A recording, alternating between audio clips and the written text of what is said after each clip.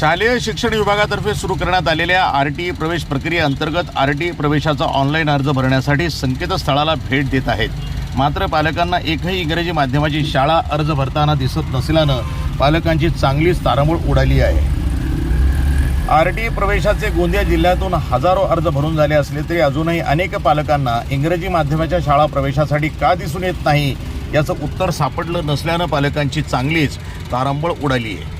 शिक्षण विभागानं पालकांना 16 एप्रिलपासून आरटीईकरिता ऑनलाईन प्रवेश अर्ज भरण्यासाठी संकेतस्थळावर लिंक उपलब्ध करून दिली आहे. यंदा शिक्षण विभागानं आरटीई कायद्यामध्ये बदल केला असून आरटीई प्रवेश प्रक्रिया राबवताना काही विशेष नियमावली तयार केली आहे. त्यामुळे पालकांना अर्ज भरताना केवळ जिल्हा परिषदेच्या, महापालिकेच्या किंवा खाजगी अनुदानित शाळा दिसत आहेत, तर एकही इंग्रजी माध्यमाची शाळा दिसून येत नाही.